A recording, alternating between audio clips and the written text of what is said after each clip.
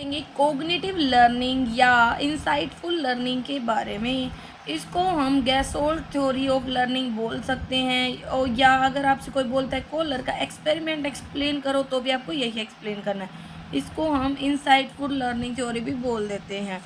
तो देखो, जो गैसोल्ड या इंसाइट थ्योरी है वो ना जो जर्मन साइकोलॉजिस्ट थे उनके द्वारा दी गई थी। 1912 में जो जर्मनी में एक स्कूल खुला था, गैसोल्ड स्कूल इन जर्मनी।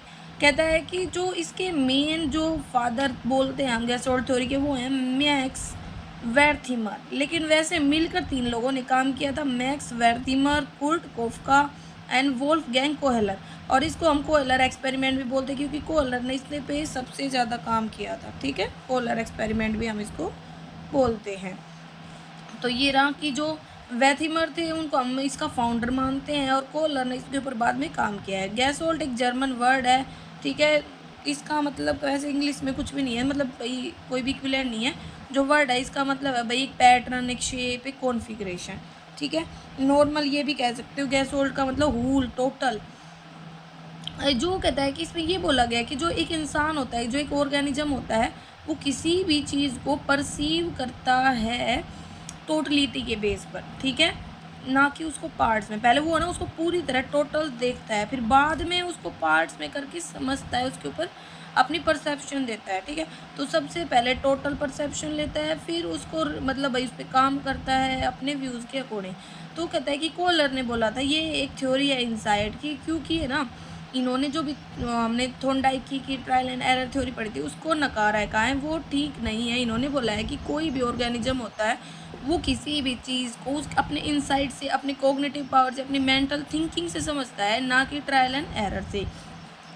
कोलर ने वर्ड इंसाइट का यूज़ किया था फर्स्ट ऑफ ऑल पहली बार। वैसे तो और भी लोगों ने डिस्क्राइब किया, लेकिन पहली बार इसी ने यूज़ किया था, मंकी चिंपैंजीज पर इसका यूज़ करके। इंसाइट और सेंस एक मेंटल कैपेबिलिटी होती है जो मिलती है हायर स्पीसीज में। तो कहता है कि ड्यूरिंग द लर्निंग प्रोसेस जो लर्नर होता है परसीव करता है सिचुएशंस को एज ए होल, एंड ना अपनी जो भी लर्निंग है उसको यूज़ करता है उस प्रॉब्लम को सोल्व करने के लिए। ठीक है, इसमें फिर बताया है कि जो ऑर्गेनिज्म होते हैं वो सडन सॉल्यूशन ढूंढते हैं प्रॉब्लम का अपने इंसाइट के बेस पर। इंसाइट का मतलब होता है सडन सॉल्यूशन। जैसे आप बैठे थे परेशान थे, एकदम से आपके माइंड में कोई आइडिया, आपका भाई ये आइडिया अच्छा है, ऐसे सोल्व हो जाएगी प्रॉब्लम। तो ये वही होता है, एक सडन सॉल्यूशन होता है प्रॉब्लम का, जो स्टार्ट करता है एक प्रोसेस को, जो मूव करता है along according to the situation, and solution emerge होता है insightful perception of the whole से। इस एक्सपेरिमेंट को अलर ऑब्जर्व करता है, ऑर्गेनिज्म परसीव करते हैं सिचुएशन को टोटल में, फिर उसका सॉल्यूशन ढूंढते हैं।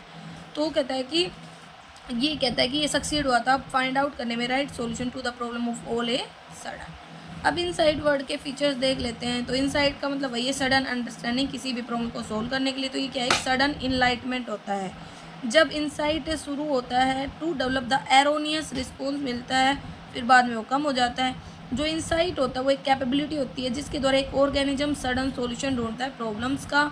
एक बार इंसाइट मतलब मिल जाता है ना, तो जो रीअकरेंस है इसकी वो ईजी हो जाती है, बार बार हम वो मतलब सोच पाते हैं उस चीज़ के बारे में, क्योंकि प्रीवियस नॉलेज इसमें बहुत मैटर करती है। इंसाइट एक फिनोमिना होता है जो नई नई सिचुएशंस में आकर होता है।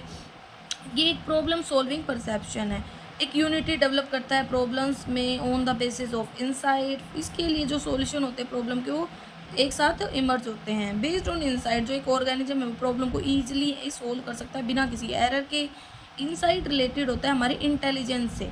ठीक है, प्रीवियस एक्सपीरियंस होता है वो इसमें बहुत ज़्यादा हेल्पफुल होता है। जो इंसाइटफुल है ना वो इंक्रीज़ करता है पासेज ऑफ टाइम के साथ साथ। इंसाइटफुल इंक्रीज़ करता है with the passage of time during the organism keep gaining experience. तो यही है इसमें एज, इंटेलिजेंस, लर्निंग सिचुएशन, ये सब इंसाइट लर्निंग के इन्फ्लुएंस करते हैं। पास्ट एक्सपीरियंस तो इंपॉर्टेंट है। तो कोलर का एक्सपेरिमेंट 1913 से 17 में किया गया था। 1925 में इसने अपनी बुक में इसके बारे में बताया था। तो कोलर ने ना बहुत सारी मतलब चीज़ों पर एक्सपेरिमेंट किया था, डॉग, चिकन, मंकी, चिंपैंजी वगैरह पे। लेकिन है ना इसका सबसे फेमस हुआ था जो इसने चिंपैंजीज पे किया था। 9 चिंपैंजी पे इसने अपना एक्सपेरिमेंट किया था, और जो पहला चिंपैंजी था उसका नाम इसने सुल्तान रखा था। ठीक है, क्योंकि जो सुल्तान था बहुत ज़्यादा इंटेलिजेंट था। तो पहले क्या किया इसने, कोलर ने अपने फर्स्ट एक्सपेरिमेंट में एक भूखे है ना चिंपैंजी को पिंजरे में बंद कर दिया, और ना उस पिंजरे के बाहर उसने ना बनाना रख दी, और अंदर है ना उसने एक स्टिक वगैरह रख दी। अब जो सुल्तान था उसने अपने हाथों से बहुत ज़्यादा बार ट्राई किया कि भाई हाँ बनाना को मैं ले लूँ, लेकिन ना वो बनाना ले पाए क्योंकि बनाना दूर थे। फिर सुल्तान बैठ गया और सोचने लगा ग्राउंड पर केस के। फिर उसने ना देखा कि स्टिक पड़ी हुई है, तो उसको आइडिया आया, इंसाइट आया, और उसने स्टिक का यूज़ करके बनाना को अपने साइड किया और अपनी हंगर को सेटिस्फाई किया। ठीक है, जैसे कि ये वो चिंपैंजी है और ये वो स्टिक है और ये बनाना है। फिर सेकंड एक्सपेरिमेंट में जो बनाना है वो और ज़्यादा दूरी पर रख दिए गए कि एक स्टिक का यूज़ करके उन तक ना पहुंचा जा सके, और कॉलर ने उसमें 2 स्टिक को रख दिया पिंजरे में, और कि ना वो ऐसी स्टिक्स थी जिनको जॉइन किया जा सकता था दोनों की दोनों स्टिक्स को। फिर जो मतलब भाई चिंपैंजी था उसने भाई एक स्टिक का यूज़ करके सुल्तान ने ट्राई किया, लेकिन वो फेल हो गया। फिर उसने और एफर्ट्स के नहीं हुआ, फिर उसने ना खेल खेल में ना वो दोनों स्टिक्स थी ना उनको जॉइन किया, मतलब वो जुड़ गई, तो उसने उसका यूज़ किया तो स्टिक लंबी हो गई, तो उसने आसानी से उनको अब ले लिया बनाना को और खा लिया। सेकेंड डे रिपीट हुआ तो बहुत कम टाइम लगा, उसने जल्दी से स्टिक्स को जॉइन किया और है ना बनाना को अपनी साइड ले लिया। नेक्स्ट एक्सपेरिमेंट में क्या किया उसने, बॉक्स के बेस पे एक्सपेरिमेंट किया। उसने ना बनाना को ऊपर टांग दिया और ना भाई जो कुछ एक बॉक्स है ना उसके अंदर रख दिया, भाई जो भी हमारा बॉक्स था उसमें, मतलब जो भी पिंजरा था उसमें, और जो भूखा चिंपैंजी तो कूदता रहा उसको नहीं आता है। फिर वो बैठ गया और उसने देखा कि वुडन बॉक्स पड़े हैं, उसने उनको यूज़ किया और उसके ऊपर चढ़ के जैसे ही उसने छलांग लगाई वो बनाना तक पहुंच गया। ठीक है, नेक्स्ट में क्या किया, और ऊपर टांग दिए गए बनाना पिंजरे में, और क्या किया अब ना एक की जगह 2-3 बॉक्स रख दिए गए। अब चिंपैंजी ने जैसे एक बॉक्स का यूज़ करके ट्राई किया, वो नहीं पहुंच सका। फिर उसको आइडिया है, उसने एक के ऊपर दूसरा बॉक्स रखा, दूसरे के ऊपर तीसरा, ऐसे करके जब उसने ट्राई किया तो बनाना तक पहुंच गया। ठीक है, तो ये हमें बताता है कि एक इंसान के अंदर इंसाइट जनरेट होती है कि हाँ भाई मतलब उसकी थिंकिंग जनरेट होती है, ऐसे हमें यूज़ करना है। तो 5 मेन कॉन्सेप्ट इसमें, गोल होना चाहिए, बाद अभी आती है टेंशंस, ऑर्गेनाइजेशन एंड रीऑर्गेनाइजेशन। तो एक ऑर्गेनिज्म के सामने बहुत सारी प्रॉब्लम आती हैं। ठीक है, जब बहुत सारी ऑब्स्टकल्स आते हैं अपने गोल को अचीव करने के लिए, ईजी नहीं है किसी भी गोल को अचीव करना। ये जो भी बाधाएं होती है टेंशन क्रिएट कर देती हैं। कई बार ये टेंशन इतनी ज़्यादा गहरी हो जाती हैं कि वो गोल को अचीव करने के लिए बहुत ज़्यादा प्रयत्न करता है। ठीक है, तो organism succeed to realize the goal, वो डिपेंड करता है कि वो कितना ट्राई कर रहा है। ठीक है, ऑब्स्टकल्स को कितना फेस कर रहा है।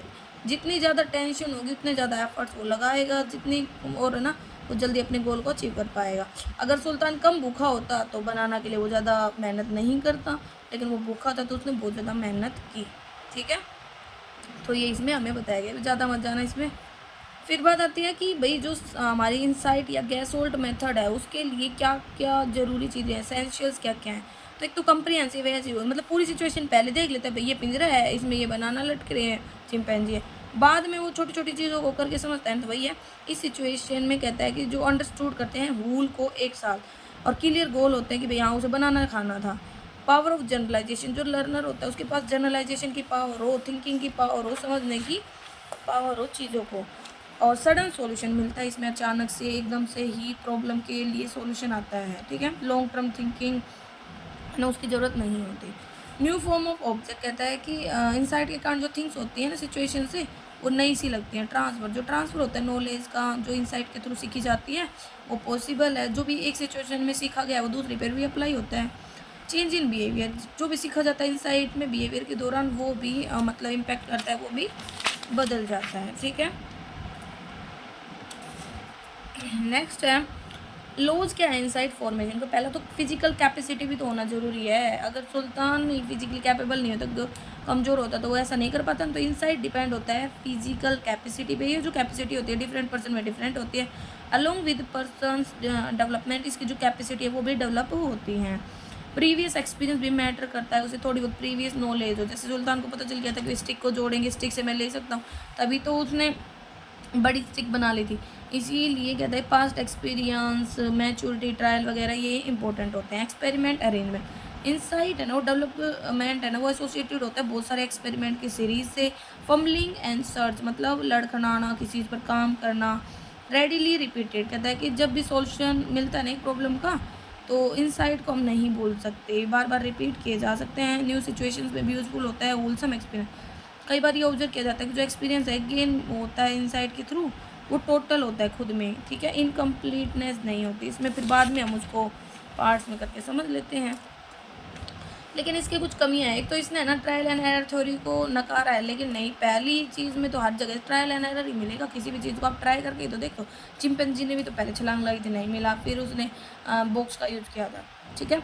दूसरा ये ना इंडिविजुअल डिफरेंसेस को कंसीडर नहीं करता। हर इंसान, कोई भाई इंटेलिजेंट होता है, कोई डल होता है, तो वही बात है, जो भी स्लो लर्नर है, डल बच्चे हैं, उनके ऊपर ये इतना सूटेबल नहीं है, क्योंकि सुल्तान तो इंटेलिजेंट था जो चिंपैंजी था, ठीक है। ये जो कॉग्निटिव डेवलपमेंट है वो इतना भी डेवलप नहीं करता है। तो यही है कि जो जितने साइकोलॉजिकल फैक्ट्स होते हैं वहाँ पे ये इतना पॉसिबल नहीं, इतना सूटेबल नहीं है। अब है एजुकेशन में इसके प्रभाव। तो पहला है, प्रेजेंट करता है सब्जेक्ट मैटर को एक रूल में, एक टोटल फॉर्म में।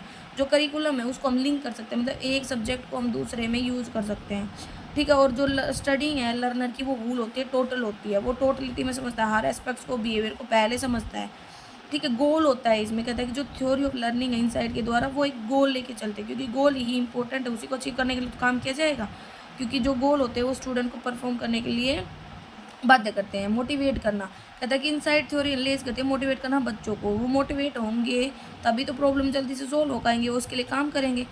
डेवलपिंग इंसाइट, कहते हैं कि जो थ्योरी ऑफ लर्निंग है बाय इंसाइट, ये हेल्पफुल होती है डेवलप करने में इंसाइट अमंग द स्टूडेंट, ये हेल्प करता है सोल्व करने में क्वेश्चंस को, जो भी साइंस, ज्योमेट्री, अलजेब्रा से रिलेटेड है। Development of problem solving attitude, कहता है कि जो इनसाइट थ्योरी है वो हेल्प करती है प्रेजेंट करने में सब्जेक्ट मैटर को इस तरीके से कि बच्चा उसके बारे में सोच पाए, रिलेशन एस्टैब्लिश कर पाए एंड सोल्व कर पाए। डेवलपमेंट ऑफ इंटेलिजेंस, अब आप सोच रहे हो, समझ रहे हो, किसी चीज़ पर काम कर रहे हो, तो नॉर्मल सी बात है, आपकी इंटेलिजेंस भी डेवलप होगी, ठीक है। फिर है कंडक्टिव एक्सपेरिमेंट, मतलब बार बार चीज़ों को कर कर देखना। तो कहता है कि स्कूल प्रोवाइड करवाता है कंडक्टिव एंड बैलेंस इन्वायरमेंट बच्चों को, और ये डिफ़िकल्ट सब्जेक्ट्स के लिए यूज़फुल होता है। प्रीवियस एक्सपीरियंस तो बहुत ज़्यादा मैटर करता है, उसी का यूज़ करके तो बच्चा, जैसे भाई हम छोटे होते तब पहले हमने जोड़ घटा सीखा, तभी हम बड़े न्यूमेरिकल कर पाते हैं। मीनिंगफुल लर्निंग, कहता है कि सब्जेक्ट मैटर मीनिंगफुल होता है, ठीक है, जिससे भाई वो कुछ सीख पा रहा है, और पावर इमेजिनेशन की, रीजनिंग की, थिंकिंग डेवलप होती है। कोई कंक्लूजन सिंगल एक्ट पर बेस नहीं होता, बल्कि सीरीज ऑफ एक्ट पर बेस होता है। एस्पायरेशनल लेवल भी बहुत अच्छा होता है, बच्चे काफ़ी जल्दी मेंटली वो ना सोच सकता है, नॉलेज को रिसीव कर सकता है।